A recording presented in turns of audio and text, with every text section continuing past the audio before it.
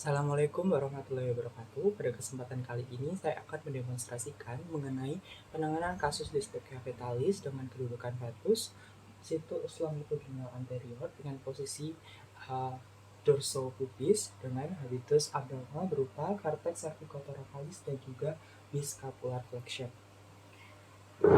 Untuk selanjutnya izinkan saya untuk menjelaskan dari kedudukan fetus tersebut. Yang pertama, situs longitudinal anterior berarti adalah kedudukan fetus searah dengan sumbu memanjang saluran reproduksi betina, sedangkan anterior berarti kondisi atau letak posisi anterior dari fetus itu berdekatan dengan saluran keluar dari reproduksi betina. Sedangkan posisi dorsopubis berarti daerah dorsum fetus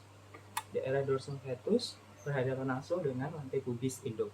Sedangkan habitus abnormal berupa vertex cervicothoracalis berupa penumpukan daerah cervix atau daerah leher hingga kepala menuju dan menghadap ke arah torak dari fetus itu sendiri. Sedangkan habitus biscapular flexion adalah kondisi di mana terjadinya penumpukan dari kedua skapula dari fetus. Biscapular flexion.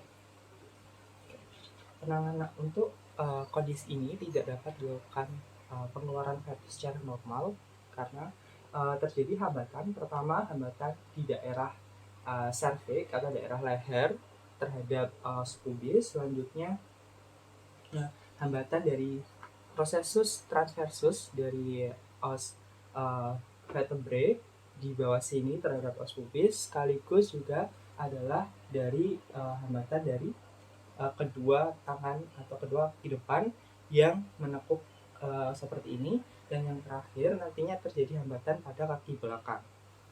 Oke, selanjutnya izinkan saya untuk melakukan prosedur reposisi pengeluaran fetus ini. Sebelum itu kita harus mempersiapkan alat-alatnya terlebih dahulu. Yang pertama kita memerlukan introducer bengkok yang kita hubungkan dengan tali, kita kaitkan dengan tali seperti ini untuk membantu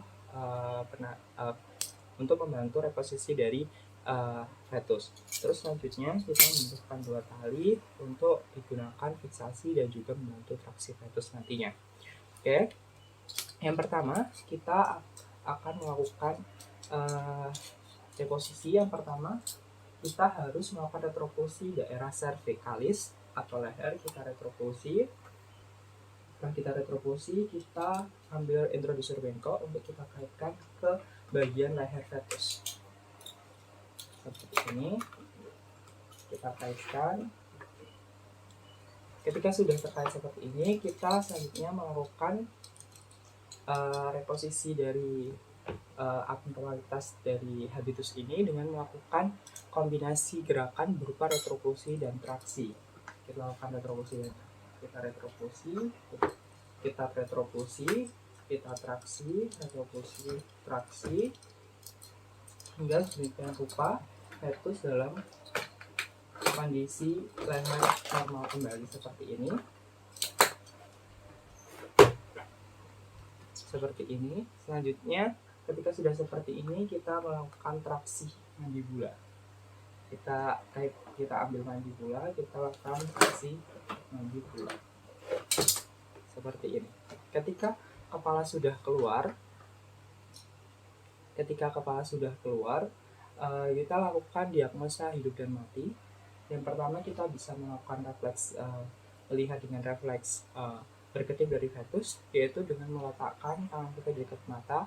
Ketika kita merasakan kedipan dari fetus, berarti fetus dalam keadaan hidup. Kita bisa melakukan deteksi dengan refleks menghisap, tangan kita didekatkan dengan mulut. Ketika kita merasakan hisapan dari fetus, berarti fetus dalam keadaan hidup. Kita juga bisa melakukan deteksi lebih jauh kembali dengan memasukkan tangan kita ke dalam dan mengarah ke daerah torakalis. Ketika kita bisa merasakan denyut jantung dari fetus, berarti fetus dalam keadaan hidup. Ketika kondisi saat ini fetus dikatakan hidup, selanjutnya kita melakukan penanganan selanjutnya. Saat ini terjadi hambatan di daerah di daerah biscapular flexion, sehingga terjadi hambatan di kaki depan terhadap os sacrum.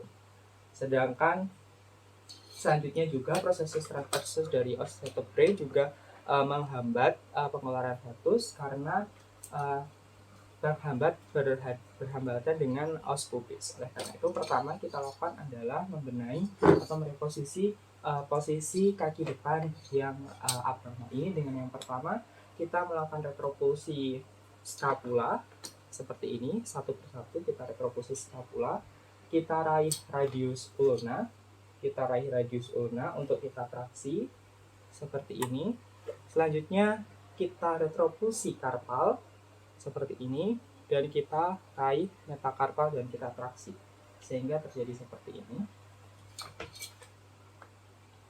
Kaki depan bagian kiri sudah keluar. Selanjutnya kita melakukan hal yang sama pada kaki sebelahnya. Kita retropulsi scapula, kita raih radius ulna untuk kita traksi. Selanjutnya kita retropulsi karpal dan kita raih metakarpal dan kita traksi. Selanjutnya kita melakukan fiksasi dari kaki depan ini menggunakan tali. Kita fiksasi, dengan tali seperti ini. Kita fiksasi. Selanjutnya, karena terjadi hambatan pada daerah proses transversus dari os vertebrae terhadap os pubis, kita selanjutnya melakukan retropulsi bagian tersebut. Lalu salah satu tangan harus digunakan sebagai jembatan tangan untuk memfasilitasi dan untuk membenahi dan memfasilitasi daerah dorsum fetus sehingga tidak terjadi hambatan terhadap os pubis seperti ini. Ketika sudah dalam kondisi seperti ini, kita bisa melakukan traksi fetus ke arah caudo-dorsal. Kita traksikan seperti ini.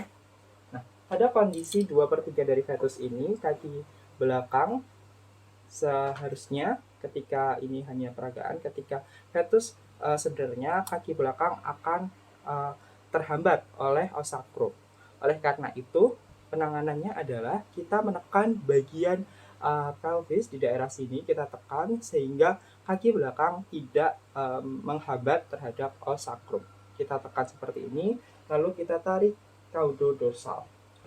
Kita tekan dan kita tarik caudo-dorsal sehingga fetus keluar seperti ini. Berikut hal tersebut merupakan salah satu prosedur untuk menangani distokia fetalis dengan kedudukan fetus, situs longitudinal anterior, posisi dorsopubis dengan habitus vertex cervicothoracalis dan biscapular flexion. Terima kasih.